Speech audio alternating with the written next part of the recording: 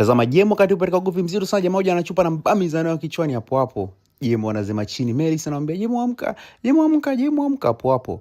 Jemo amekata moto, damu nyingi sana zinavuja. Nadhani jambo gani limetokea? Usisahau kubonyeza kitufe cha subscribe, like video hii, pia turn on notification mara zote wa kwanza kupata video zetu kila mara pale ambapo tutakuwa na upload.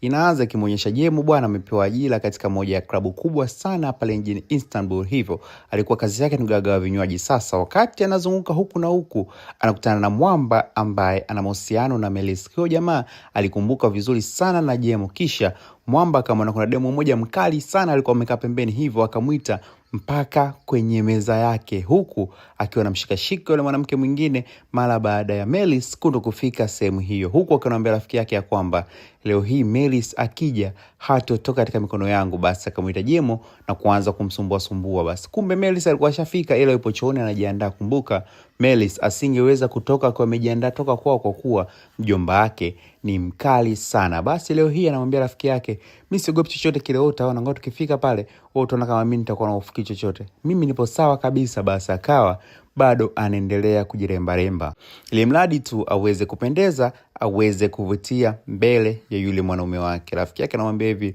usihofu, inabidi unywe, unakunywa tu kidogo. Basi huku bwana Jemo akawa anamwangalia jamaa akiwa anambusubusu yule mwanamke mwingine, kitendo ambacho kinamkera sana, mpaka msimamizi wake anamwambia, wewe Jemo, kwa nini unafuatilia watu? Umekuja hapa kwa ajili ya kufuatilia watu? Ghafla Melis anaingia pamoja na rafiki yake. Jemo anamuona Melis. Jamaa mara baada ya kumuona Melis amefika, akamtimua mwanamke, kisha akaenda kumpokea Melis na kumleta katika meza yake. Tukio zima hilo Jemo alilishuhudia, na kwa bahati mbaya Melis na Jemo wakaonana macho kwa macho, jambo ambalo lilimfanya Melis akose kabisa uhuru. Kumbuka anaona kama kuna mtu tayari ameshamuona atamuingilia uhuru wake. Basi wakawa wanakula zao bata tu. Jamaa akawa anamwambia Melis acha kushangaa, akawa anamshika Melis nini anaenjoy. Na sasa Melis anahofia sana mara baada ya kumuona Jemo, na kumbuka Jemo anampenda sana Melis. Sasa Jemo akaona jambo hilo hawezi kulivumilia. Sasa kwa bahati mbaya ikabidi aitwe, kwa kuwa yeye ndio waiter, inabidi jamaa amuite Jemo na kumwagiza.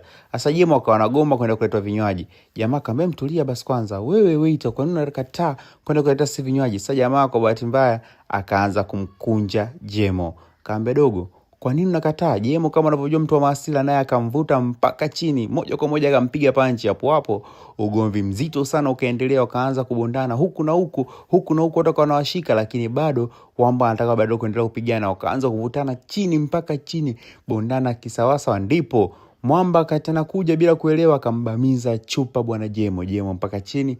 Melis ikabidi abaki na Jemo kwa kuwa ndio mtu ambaye anamfahamu. Usisahau kusubscribe.